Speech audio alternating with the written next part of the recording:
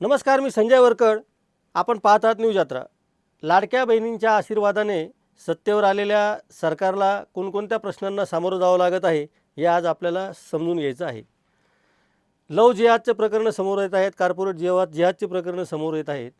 काही ठिकाणी व्हिडिओ जिहादच्या नावाखाली गुन्हे घडत आहेत आणि महाराष्ट्रामधल्या सगळ्या बहिणी या कुठल्या ना कुठल्या तरी अत्याचाराला बळी पडत आहे. एका बाजूला लाडक्या बहिणींचे भाऊ सत्तेमध्ये जाऊन मुख्यमंत्री पदावर उपमुख्यमंत्री पदावर बसलेले आहेत आणि अशा परिस्थितीमध्ये बहिणींना न्याय द्यायला हे भाऊ किती सक्षम आहेत, त्यांच्या कार्यक्षमतेच्या कसोटीचाच हा काळ येऊन त्यांच्या पदरात येऊन पडलेला आहे असं आपल्याला म्हणायचं आहे. येणाऱ्या काळामध्ये या सगळ्या प्रकरणाचा शेवट काय होतो याची उत्सुकता म्हणण्यापेक्षा सुद्धा यामध्ये आरोपींना जे काही योग्य शासन आहे ते व्हायला हवं आणि ते कमीत कमी काळामध्ये कसं होईल याची जबाबदारी सरकारवर आहे. पण तसं घडणार आहे का, या अंगाने आपण आज या विषयावर चर्चा करणार आहोत. आज आपण प्रामुख्याने चर्चा करूयात नाशिकमधल्या TCS कंपनीमधील कॉर्पोरेट जिहादच्या प्रकरणामध्ये जे काही गुन्हे घडलेले आहेत त्या गुन्ह्यांमध्ये सरकार खरंच गांभीर्याने काम करतं आहे का, पोलीस यंत्रणा खरंच सतर्क आहे का, आणि सतर्क असेल तर मग या सगळ्या गुन्ह्यांच्या संदर्भामध्ये हिंदूंना आक्रोश मोर्चे का काढावे लागत आहेत हे आपल्याला समजून घ्यायचं आहे. या विषयावर आपण सातत्याने बोलतो आहोत आणि हा विषय सातत्याने बोलावा असाच आहे. आज निदा खान नावाची जी या प्रकरणातील आरोपी आहे तिचा अंतरिम अर्ज होता जामिनासाठीचा, तो न्यायालयाने फेटाळला. त्यामुळं आता ती उच्च न्यायालयामध्ये जाईल अशी शक्यता नाकारता येत नाही.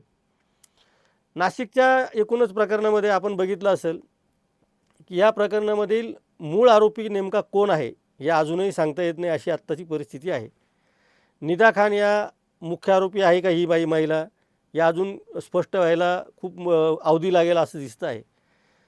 एकूणच या सगळ्या प्रकरणामध्ये जे FIR दाखल झाले त्यामध्ये काही गोष्टी तर स्पष्ट होत आहे की या कंपनीमध्ये सगळं काही आलबेल नव्हतं. एक तर नोकरीच्या नावाखाली हताश झालेल्या किंवा आयुष्यामध्ये वेगवेगळ्या दुःखांचा संकटाचा सामना करणाऱ्या मुलींवर प्रचंड अत्याचार अन्याय झालेला आहे, ही वस्तुस्थिती नाकारता येत नाही. यामध्ये तुमच्या धर्माच्या संदर्भामध्ये सुद्धा काही टीका टिप्पणी करण्यात आलेली आहे. त्यामुळं धार्मिक विद्वेष निर्माण करणे, धार्मिक पद्धतीने वर्तन करणे आणि त्याला धर्माचं स्वरूप देणं असं सुद्धा वर्तन घडलेलं आहे. मात्र जो मूळ मुद्दा आहे की धर्मांतर करण्यासाठी फोर्स केला का, तर या संदर्भातले फिर्याद तशी अजूनही स्पष्टपणे 8ही तक्रारीमध्ये आलेली नाही अशी आत्ताची माहिती आहे.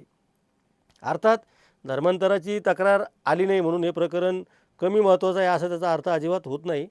जे काही घडलं ते वाईट घडलेलं आहे, पण यामध्ये काही जणांना भरडलं जात आहे, काही निर्दोष लोकांना पण आरोपी केलं जात आहे, असासुद्धा आता आरोप व्हायला सुरुवात झाला आहे.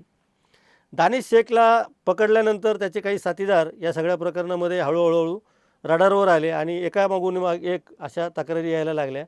अर्थातच निदा खानच्या बाबतीमध्ये सुरुवातीला खूप उलटसुलट बातम्या पण आल्या होत्या की ती HR विभागाची प्रमुख होती. कंपनीने नंतर खुलासा केला की ती HRमध्ये प्रमुख नव्हती, तर ती सुद्धा एक एम्प्लॉई होती. प्रकरण काही का असेना, या सगळ्या प्रकरणामध्ये लोकांना प्रचंड उत्सुकता आहे, कारण मुलींवर अशा पद्धतीचे अत्याचार कामाच्या ठिकाणी होणं, ते अशा नामांकित कंपनीमध्ये, बहुराष्ट्रीय कंपनीमध्ये होणं हे अत्यंत धोकादायक आहे, घातक आहे आणि तितकंच ते निषेधार्हसुद्धा आहे. त्यामुळं या प्रकरणामध्ये जे दोषी असतील त्यांना शासन व्हायला हवं. आता आपण मूळ मुद्द्याकडे येणार आहोत. मूळ मुद्दा हा आहे की बटेंगे तो कटेंगेचा नारा देणारं सरकार आपण ज्याला म्हणतो, लाडक्या बहिणींचं सरकार ज्याला आपण म्हणतो, त्या सरकारच्या काळामध्ये अशा पद्धतीच्या गुन्ह्यामध्ये खरं तर सरकारने कठोर पावलं उचलायला पाहिजे. आपल्याकडं अनेक जणांच्या अशा भावना उचंबळून येतात, तीव्र होतात. काहींचा राग असा अनावर होतो, तळपायची आग काहींची मस्तकाला जाते. ते होणंही स्वाभाविक आहे माणूस म्हणून. काहींना असं वाटतं की उत्तर प्रदेशमध्ये जसं आदित्यनाथ यांनी ज्या पद्धतीने बुलडोझर राज आणलं, तसं बुलडोझर राज देवेंद्र फडणवीसांनी महाराष्ट्रात पण आणायला पाहिजे. मग पुन्हा मुद्दा येतो की मग बुलडोझर राज फक्त दानिशच्या बाबतीतच का, किंवा अमरावतीच्या आयान अहमदच्या बाबतीतच का, मग तो बुलडोझर राज हे भोंदू अशोक खरातच्या बाबतीत का नाही, असे पण प्रश्न महाराष्ट्रामध्ये येऊन पडतात.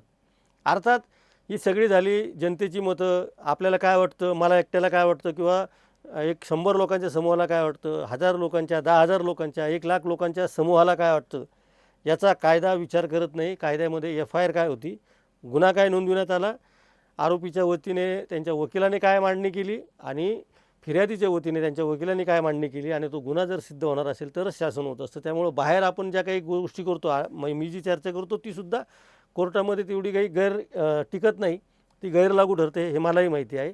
हे तुम्हालाही कळायला पाहिजे की आपण बाहेर मोर्चे काढले, हजारांच्या संख्येने काढले आणि लाखोंच्या संख्येने काढले, तर त्याच्यामुळं न्यायालयामध्ये काही फरक पडणार नाही. फरक कुठं पडला पाहिजे? फरक सरकारला पडला पाहिजे. सरकार कुणाचं आहे? मोर्चे काढणाऱ्यांचं आहे. हे आपण काल परवापासून हेच सांगतो की तुम्ही जे मोर्चे काढत आहात तुम्हीच त्यांना सत्तेमध्ये नेऊन बसवलेले आहे. त्यामुळे मोर्चे काढण्यापेक्षा तुम्ही त्यांच्याशी डायलॉग का करू शकत नाही? ते तुमचं ऐकत नाही का? हा प्रश्न आम्ही सातत्याने विचारत आहोत.